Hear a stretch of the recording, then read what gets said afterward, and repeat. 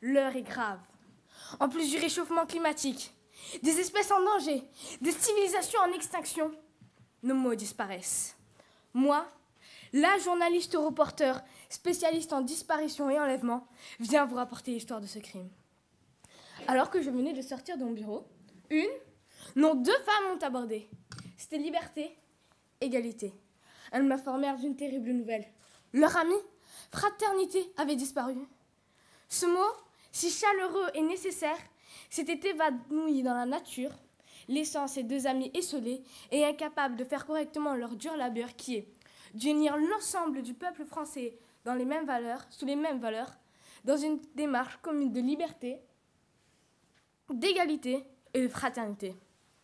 L'heure était grave, et il fallait que mon enquête avance vite, avant que l'égocentrisme, la discrimination et la servitude ne prennent d'assaut la France et la fassent sombrer dans le chaos et l'anarchie. Je partis donc interroger les voisins de la fraternité. Je sortis mon dictaphone et commençai à aborder les personnes que je croisais. « Bonjour, vous n'auriez pas vu la fraternité ?» J'eus eu des réponses, hélas, différentes et choquantes. « Aucune idée. Je sais pas, ça sert à rien, m'en fous. C'est pas dans le slogan de la France, un lien entre les gens de quand on s'entracède. » Désespéré que j'étais et les voisins n'étant d'aucune aide, pour retrouver fraternité, je suis donc retournée à mon bureau, dresser son portrait robot. Mon collègue, le Larousse, spécialisé dans ce domaine, m'affirma que la fraternité était un lien existant entre personnes d'une même famille ou d'une même organisation, qui a pour synonyme camaraderie, solidarité. Il est d'origine latine, frater. C'est un mot qui, au même titre que ses deux amis, est inscrit en lettres capitales sur le fronton de nos mairies et de nos écoles. Partie intégrante de notre devise nationale, la fraternité est un principe républicain et le ciment de notre société. C'est la politique de l'âme entendue, du rejet à l'heure des tentations de repli sur soi, des pulsions identitaires. À l'heure où notre société souffre de fractures sociales de plus en plus fortes, mais également de fractures culturelles abyssales. Et c'est lors de la Révolution française que cette notion est alors entrée dans le langage courant.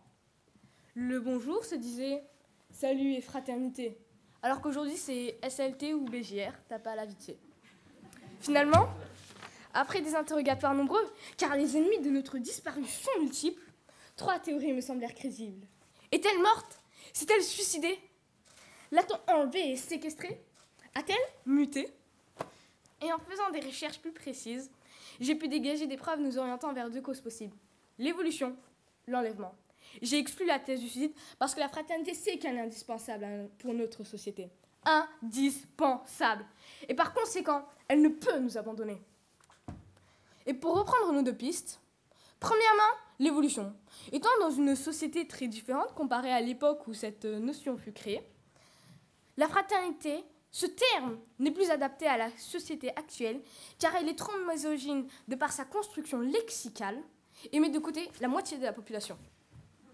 Il a donc pu être remplacé par un terme plus adapté comme adelphité, mot peu connu qui pourtant contient la bonne définition, humanité, solidarité, sans que son sens ne change pour nous. Secondement, l'enlèvement. J'ai en effet pu trouver des preuves de son enlèvement par les mots qui sommeillent en nous, notamment l'égocentrisme, la discrimination, la servitude, car ces mots créés par l'homme se font la guerre en nous, partagés que nous sommes en permanence par notre conscience et nos pulsions. Moi, la journaliste reporter, je viens lancer l'alerte et éveiller les coupables, les consciences. Au terme de mon enquête, j'ai trouvé mon coupable. Et je viens ici le dénoncer aux yeux de tous. Le coupable, c'est l'homme. L'homme qui était le créateur de la fraternité a détruit sa création parce qu'elle nuisait à ses intérêts. Alors tous ensemble, mesdames et messieurs, interrogeons notre coupable, qui nous dise où est la fraternité. Nous irons la chercher et nous lui rendrons sa place au cœur de notre société.